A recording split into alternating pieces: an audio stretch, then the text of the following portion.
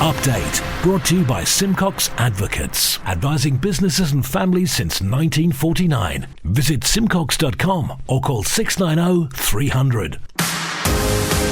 Manx Radio's Update with Andy Wint.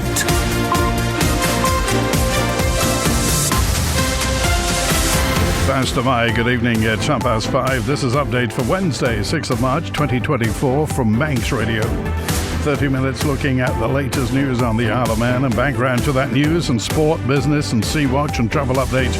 And the newsmakers in person this evening. My Chree's got power restrictions imposed. Aaron Michael MHKs opposed the Ramsey boundary extension. School bus fare rise brings in £45,000. Castletown resident still waiting for social housing after 6 years. And a major showcase of women and girls football tonight at the Bowl. Man Benham for all your business and legal needs. First of all, at 29 minutes ahead of 6 o'clock, the update news headlines. Faster My, Siobhan Fletcher. Faster My. The My Chree is currently having to operate its engines at less than half its usual capacity. The Treasury Minister told the House of Keys yesterday it's because of energy efficiency restrictions that have been placed on the vessel. Wealthy residents on the Isle of Man who've opted to use the tax cap system paid more than £11 million in the last year. Backbench MHKs asked if the Treasury would consider a review of the system. An NFL superfan from the island has been invited to the USA for a once-in-a-lifetime experience later this year. Fraser Campbell, who lives in Peel and plays football for Michael United, has been named as the New York Jets' first ever International Fan of the Year. Further afield, the UK Chancellor set out a low-key budget with little of the pre-election giveaways many in his party have been hoping for. Jeremy Hunt confirmed he's cutting national insurance by another 2 pence after doing the same in the autumn and kept fuel and alcohol duty on hold. Donald Trump's only rival for the Republican ticket in November's US presidential election has ended her campaign. Nikki Haley's urged Mr. Trump to earn the votes of those who haven't supported him. And Michelle Yeoh says it's hard to understand why Netflix chose to cancel her series The Brother's Son after one season. The Oscar winner posted on social media saying she's heartbroken over the decision made by the streaming company. They're your headlines. News at 6. Secure tomorrow today with Man Benham's private client team. Manx Radio weather with Manx Glass and Glazing. Goromaya, thank you. Siobhan from the Ronaldsway Met Office. Occasional strong winds later in the North Irish Sea. State of sea slight or moderate. And the weather this evening, dry, pleasant, clear spells, then cloudy towards dawn. Overnight minimum is 5 degrees. And for Jardine, dry with sunny intervals tomorrow and a fresh southeasterly, backing to the east as the day progresses, and we're up to 10 degrees Celsius, down to 5 through the night. Into Jehenya, cloudy and dry on Friday with bright spells and a strong easterly breeze, daylight maximum 10. Sunset this evening, 7 minutes past 6. High tide, 27 minutes before 9. Low tide is 2 minutes to 3 a.m. Sunrise at 9 minutes before 7. And the morning high tide at 11 minutes to 9. Manx Glass and Glazing can supply and install single, double and triple glazing. Call 674 573 or visit the showroom on the Snugborough Trading Estate. Our spare vessel, the motor ship My Chree, is currently having to operate its engines at less than half usual capacity. It's because of energy efficiency restrictions that have been placed on the vessel. The Treasury Minister, Dr. Alex Allinson, MHK, says it's hoped the impact on sail times, if it were needed, would be minimal. The reduction in power, limited to 48% of its engine's maximum continuous rating, or MCR, equates to around 14-15 knot speed. But this is being recalculated on the basis of more accurate evidence. In terms of the long-term effect on the effectiveness and operational facilities of the My Chree, that may be back to the normal anticipated service speed of 18 knots. This is a restriction, and it's based on trying to attain the best carbon dioxide emissions for the vessel. However, as I've already stated in my answer, Mr. Speaker, at certain times the captain may have to override this, particularly be if passenger safety was involved, and so it is a paper restriction. In terms of the speeds and what knock-on effects that may have on either passengers or freight being carried by the Ben My Chree, at the moment we are waiting for the final certification, and then determined on that we will know whether there are any limitations to the operational ability of the Ben My Chree to be up to peak power. Could the Treasury Minister advise, if the steam packet doesn't receive a new certificate,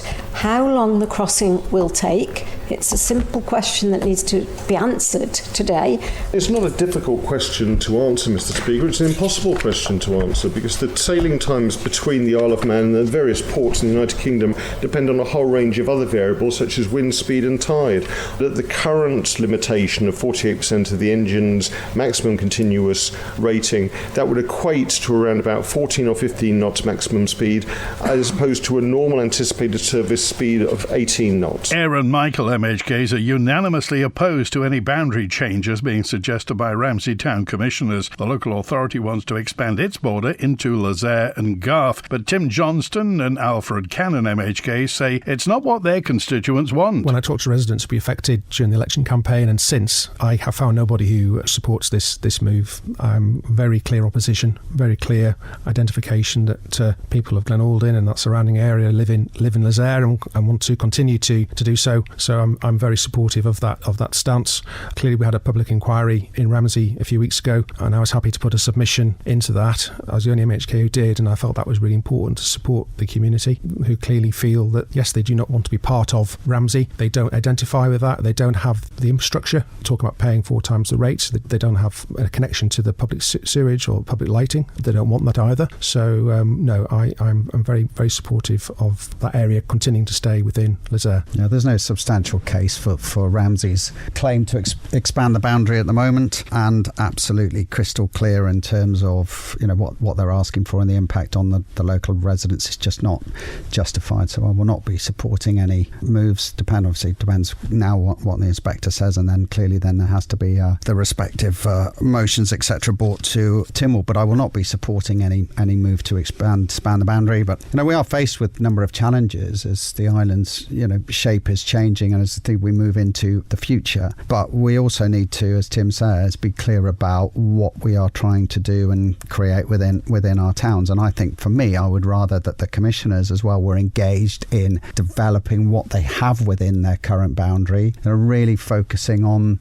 some of the derelict sites that are lying in Ramsey and working with central government to try and create a better vision for the north. The Isle of Man in 30 minutes. Update on Manx Radio with Andy Wint. Faster my, it's 22 minutes before 6 this Wednesday evening. A candidate in the upcoming Ramsey by-election says she'll fight for the wants and needs of the people in the town. Sarah Kennedy Hay is the final candidate hoping to win the vacant seat on the board, along with Joe Callister, Sandra Cottam-Shea and Pauline Johns-Garrett. And she says residents' views will be brought to attention consistently. I believe that the people of Ramsey need an independent candidate, not someone that follows Greens or Liberals or anything else. I mean, they're very good parties, but I feel that I just want to be the voice of the people of Ramsey.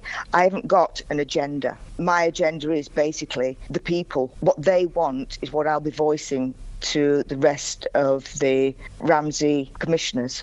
I don't believe that being a commissioner is a part-time job. It requires dedication and hard work, and the people deserve somebody that's totally committed to being a commissioner. The marina being one of the big ones. Is it a boost for local economy, or will it end up a major pollutant of heavy metals as in Peel? Will it destroy local habitats? That is one of the things that I think many people are concerned about. We've had news about the Sulby Riverside scheme. They're going to build 200 homes on a floodplain. Is that ever a good idea? As I've said, it's not my agenda. I would see myself just as a spokesperson for the people. The other things that may come up are regeneration. That seems to be a buzzword word, but regenerating what? I mean, there's the area by Old Shipyard Road there that needs something doing with it. A major event to showcase women and girls football on the Isle of Man's taking place tonight at the Bowl in Douglas. Isle of Man FA Interim Chief Exec Lewis Qualtrough says the occasion could be a real benchmark towards growing the female game on the island. I think we're utilising this as a real mark of intent around the women and girls game over the next sort of 4 years as part of our new business strategy, which will be being released in July the 1st onwards. It will be a huge part of our business strategy moving forward, along with everything else within our strategy, but it will play a major role. It's really important that we look to try and capitalise on the event as best we can and grow the game, not just at adult women's level, but at all junior levels underneath that, so we have a real good flourishing pathway over time that can ensure that the game is as healthy as it can be, and we have lots of participation with the game. We've seen a lot of growth off the back of the Lionesses and the success around the Lionesses, and we want to capitalise on that further really over the years to come. It's really important that we cater for both, and we have opportunities both to do competitive football but also recreational opportunities as well at all ages. And as well, as an example, within the women's game we have a session currently running. It's an FA Just a Play session, which runs on Monday evenings at the NSC, currently 6 till 7. So anybody that has an interest in football and wants to get involved at more a recreational level to start with has an opportunity to come down and be part of that session. Similarly, things like running summer leagues has been really helpful in terms of growing the sport. We need more people supporting the game as best we can, whether that's coaches, administrators, volunteers, referees, to help grow the sport. We, as the Football Association, will support all as best we can, and we've got a lot of programmes and initiatives and support mechanisms in order to do so. Growing more volunteers within the game will be a key priority, I think, to help participation flourish. Sea Watch with the Isle of Man Steam Packet Company. Motor vessel Manxman left Heysham late this afternoon, 13 minutes past 3, so she won't be into the bay until gone 6:30. Onto the Linkspan before 7 o'clock. Departing this evening at 8:15 into Heysham at a minute before midnight. Overnight departure is 20 to 2, 1:40 a.m.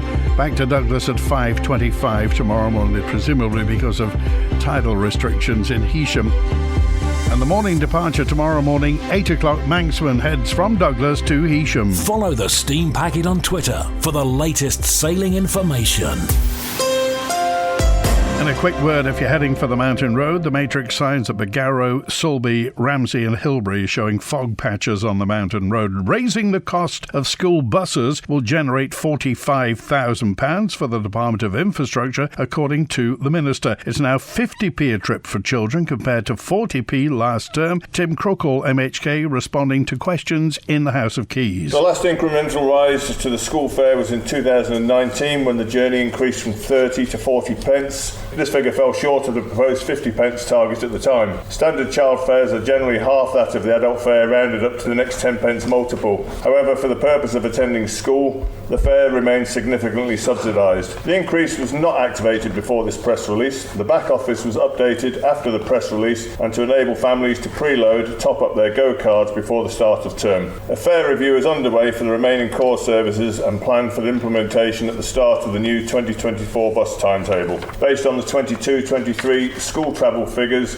the increased school fare is likely to bring in approximately £45,000 if patronage remains roughly the same as it is at the moment. Could the Minister just confirm how much the school buses are actually subsidised by the actual sum? I'm not sure exactly what the school fare subsidy is. We're happy to try and get the subsidy for the school buses.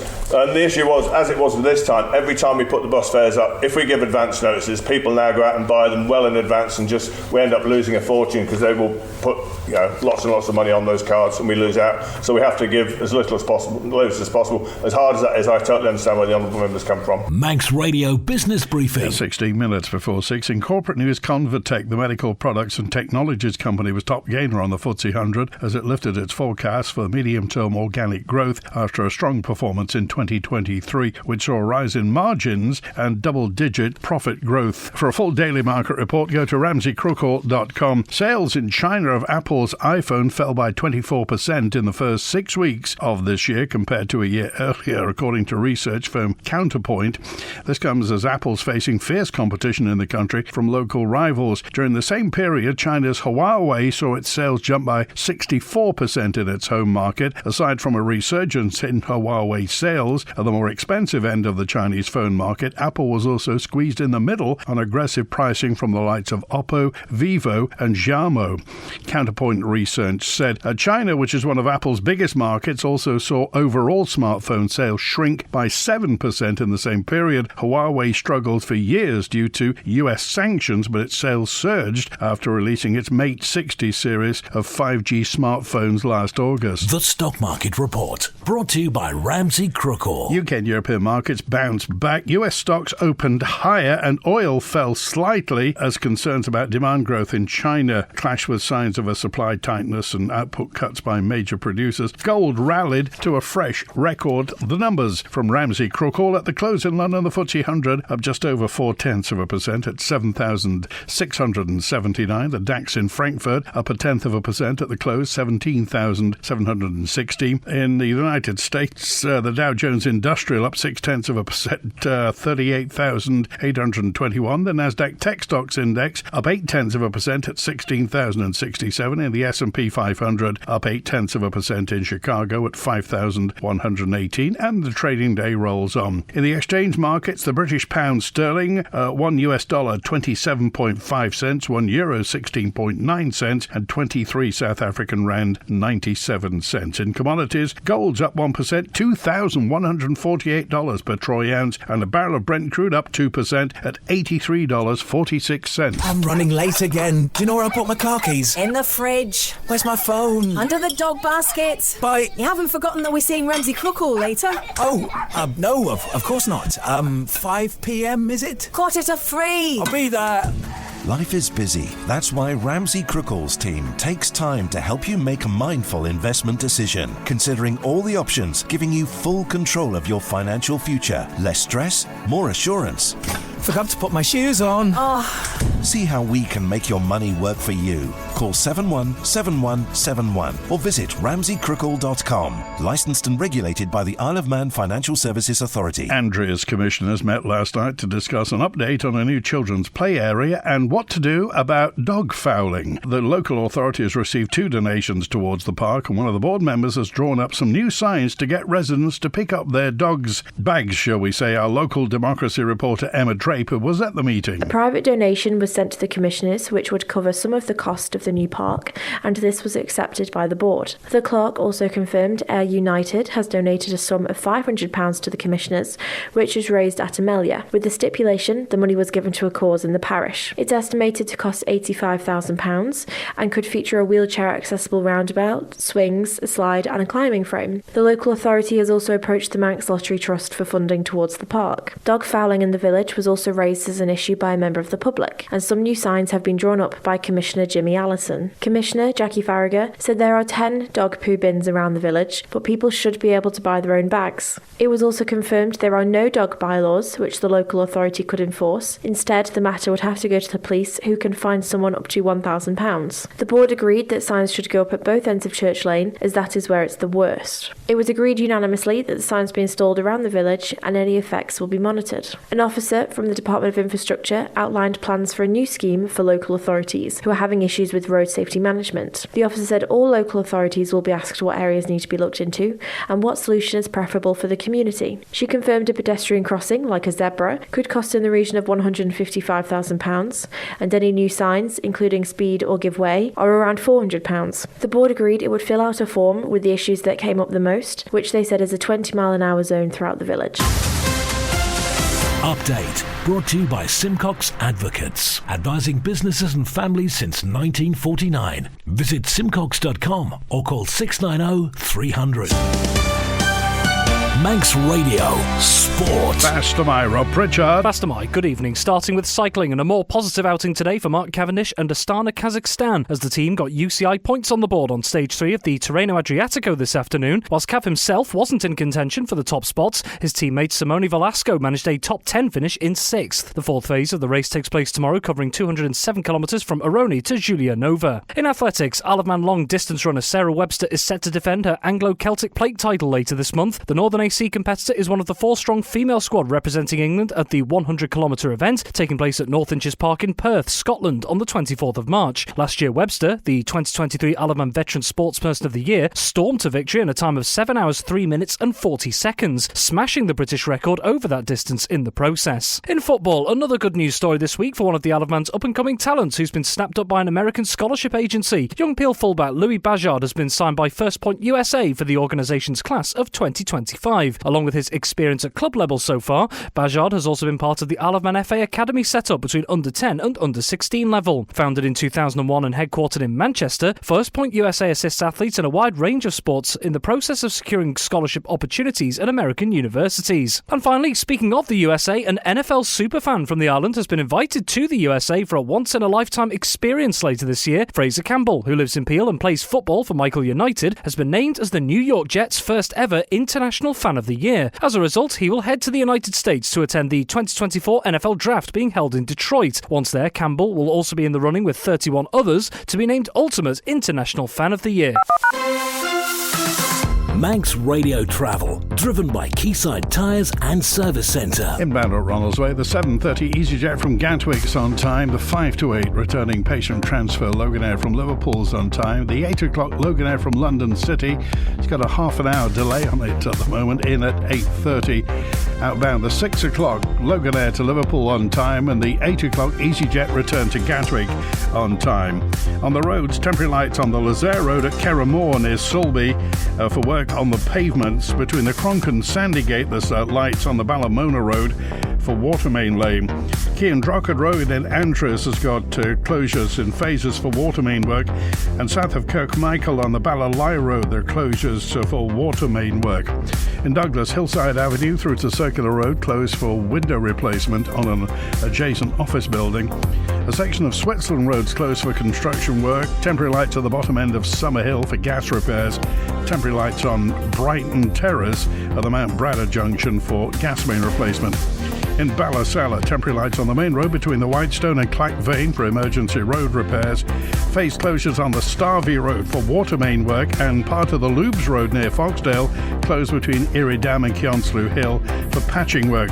Bottom end of Mount Gorn Road in Gans is closed for patching work. Parliament Street, Ramsey closed from Court Road to the end of Bourne Place. They're repairing the speed ramps, and phase closures on the Ballakill Ferrick Road in Colby for water main work. Quayside Tyres and Service Centre with 1 year's free engine warranty from Castrol. Get more with Quayside. And to reiterate, the matrix signs from Hilbury to the mountain, Sulby to the mountain, Bagarrow and Ramsey to the mountain showing fog patches on the mountain road. A Castletown residents hopeful that commissioners will listen to their plea to be rehomed in a new social housing scheme. Speaking anonymously from their School Hill property, they've told Manx Radio they've been ready for the commissioners to move them into the new development since 2018. 6 years on, still waiting. They've built 11 houses and now they've just abandoned the site. So over there it just looks like a bomb site. They thought it would only take a couple of years over there to build. You know, I don't think they realised how long it was going to take. A few people have moved out from this row. A few people from the row over the road have all gone into the 11 houses that they have finished. And we're supposed to be going into the second phase, which is 2024, but they've just abandoned it now. Well, it's frustrating because I live in a damp house, so I'm obviously not wanting to live in a damp house. I'm constantly on at the commissioners to come and help me with the damp. This year they've finally started to help me with it because I think they know that there's not going to be any more houses built this year. So they've done some work upstairs and downstairs, but like you can see the damp is still coming through the walls. But I've stayed here because of the promise of a new house, and when I did speak to the tenant liaison officer, he said he would prioritise us in the first phase because of the damp. I've got asthma. I've put the tenant liaison officer, I've put in the list of medications I take for asthma. I've put all that in to show him. Again, he said he would prioritise us and never. It makes me feel frustrated because they don't tell us when we're moving. They haven't given us a date. They haven't told us what's happened to all the workforce, where they've gone, why there's no houses being built. I can't make plans for anything because it's going to cost me money to move. I can't have a holiday in case I need that money to move. You know, I just don't know. This is our lives. Update brought to you by Simcox Advocates. Malew commissioners met this morning, had a visit from the Chief Constable and the new captain of the parish. There were also updates on planning applications and some charity fundraising. Our local democracy reporter Emma Draper was there. Malew commissioners met this morning and had a visit from Chief Constable Russ Foster. He spoke to the commissioners about his background and what strategies the police have been implementing since he joined. Mr Foster said he's currently in consultation with the Department of Infrastructure about improving security at the sea terminal. The police have also agreed to monitor a recent bout of antisocial behaviour which had been reported around Langness. An application for a second phase of houses in Ballasalla was unsupported by the commissioners on the grounds of overdevelopment in the area. The proposal was from Dandara and was seeking approval for 31 new homes in phase 2 of its Rietmi estate. Commissioner Barbara Berriton said the company has added on extra houses which weren't in the original application. She said it would be very crammed if it went ahead. There were also complaints raised about the lack of affordable housing in the development, with the extra houses asked for only adding 2 more under that bracket.